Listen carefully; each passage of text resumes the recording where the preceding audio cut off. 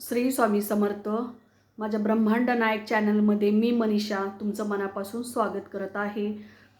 तर समस्या तुम्हाला कोणत्याही असो, प्रश्न कोणतेही असो किंवा अनेक अडचणी असो, त्यावरती रामबाण उपाय मी आज तुम्हाला घेऊन आलेले आहे.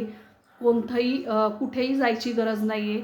हा उपाय जर केला तर तुम्हाला 1001% तुम्हाला रिझल्ट येणारा उपाय आहे.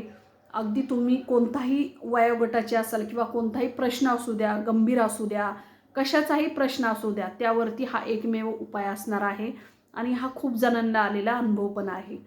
तर उपाय असा आहे की तुम्हाला तुमच्या जवळ आसपास कुठे दत्त मंदिर पाहिजे, तर त्या दत्त मंदिरात जायचं आहे. कधी? तर तुम्हाला गुरुवारी आणि पौर्णिमेच्या दिवशी यापैकी एका दिवशी तुम्हाला तुमच्या जवळच्या दत्त मंदिरात जायचं आहे. आणि तिथे गेल्यानंतर तिथे जाताना तुम्हाला 3 पिवळी फुले न्यायची आहे. आता किती वाजता जायचं ह्या मंदिरामध्ये?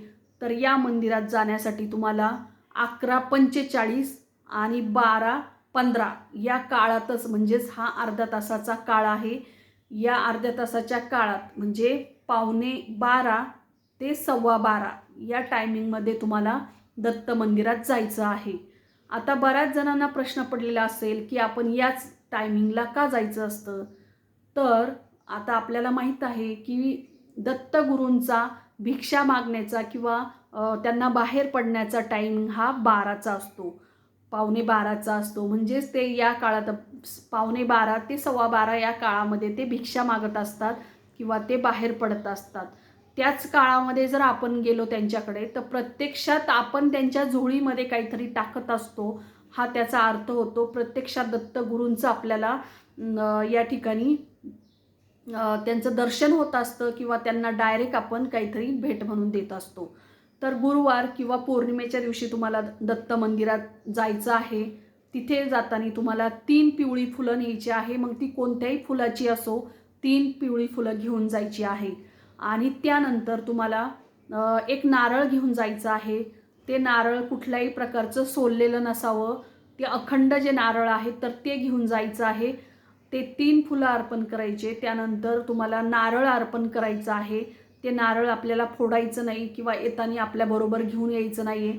तर ते आपल्याला प्रत्यक्षात अर्पण करायचं. म्हणजेच काय, तर आपण डायरेक्ट महाराजांच्या किंवा दत्तगुरूंच्या झोळीमध्ये आपण ते अर्पण करणार आहोत या टायमिंगमध्ये. तर अर्पण केल्यानंतर तिथेच आपल्याला जिथे आपण दत्त मंदिरात जातो त्याच ठिकाणी औदुंबराचं झाड असतंच. तर ते औदुंबराचं झाड असेल तिथे जायचं. तिथे तुम्हाला 11 प्रदक्षिणा मारायच्या आहेत त्या झाडाला आणि मनातली मनात दत्त दिगंबरा दिगंबरा श्रीपाद वल्लभ दिगंबरा या मंत्राचा जप करायचा आहे 11 प्रदक्षिणा मारत असताना.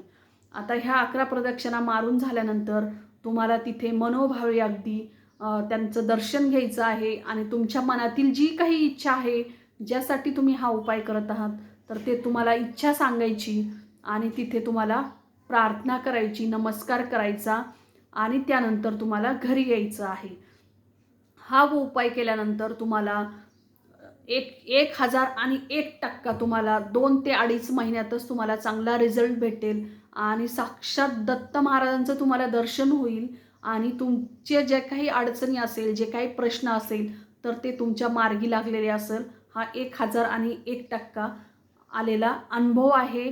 तुम्हीही हा अनुभव घेऊन बघा आणि आलेला अनुभव माझ्याशी शेअर करायला विसरू नका, कारण हा खूप जणांना आलेला अनुभव आहे. कारण या काळात दत्त महाराज प्रत्यक्षात त्यांच्या सेवेकरेला आशीर्वाद देत असतात.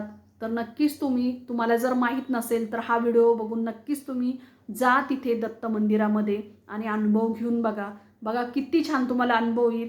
आणि कमेंटमध्ये श्री गुरुदेव दत्त हेही लिहायला विसरू नका. श्री स्वामी समर्थ.